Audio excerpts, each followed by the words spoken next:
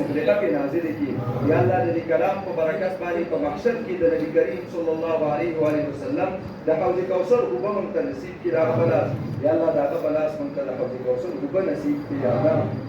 یا الله په جنت الفردوس کې مونږ ټول یو ځای کړي څنګه چې په دې محفل کې یو ځای کړي یا الله په جنت الفردوس کې مونږ یو ځای کړي یا الله د نبی کریم صلی الله علیه و آله وسلم گاوند را نصیب کړي یا الله د نبی کریم صلی الله علیه و آله وسلم گاوند را نصیب کړي یا رب منګه داغه په سنت صحیح عمل نکو یا الله د نبی کریم صلی الله علیه و وسلم په سنت د عمل کولو توفیق را نصیب کړي یا الله د نبی کریم صلی الله علیه و وسلم د هر قسم د ګستاخی نه موسادي یا رب یا الله د هر قسم ګستاخی نه موسادي یا رب یا رب د بنو د ورته یا رب موږ ته کې د حق او د باطل پته نه لګي یا رب یا الله تبه کې موږ ته د حق او د باطل رڼا را نصیب کړي الله چې موږ باندې کې فرق کوو یا الله یا الله زموږ ځوانان د هر قسم فتنو نه وساتي د هر قسم شرور نه وساتي یا رب یا الله د هر قسم فتنو شرور نه وساتي یا الله یا الله دین ته مخه کی الله یا الله دین ته مخه کی الله د دین کار دی والی یا الله د خپل ملک د دین د پاره د دې لپاره قربان کی یا رب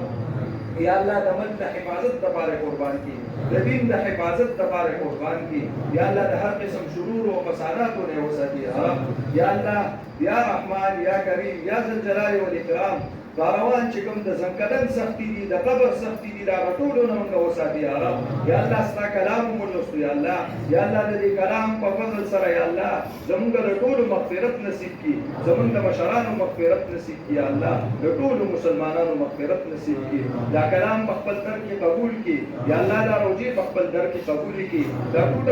کوټه عبادت یا رب په خپل در کې قبول کړي یا الله کمې زیاتې پکې کیږي باغ شان نه کو یا الله دې پورا قبول کړي یا الله پورا قبول کی د زنګرن سختی په منګه آسان کی د قبر د سختو نه موساتی د آخرت د سختو نه موساتی یا الله د عالمانو د علماو د بزرګانو د دیندارو خلکو په سب کې پاسه یا الله د دیندارو خلکو په سب کې پاسه یا الله یا الله ټیک د منګه ستاسو عبادت قابل نیو هغه شان عبادت نکو خو بیا هم موږ لراغي پورا اجرونه راکړي الله یا رب ستاسو په څکمه نه کیږي الله هر قسم چې څومره رحمتونه په منګه راولې څوک د تپوستانه نشي الله د هر قسم رحمتونو هغه په منګه راوړي هر قسم رحمتونه په منګه راوړي ټول بیمارانو له شفا ورکړي یا رب د چا اولاد نیک دیندار او نیکوکار اولاد ور نصیب کړي د چا اولاد دی الله دیندار او تقوادار او با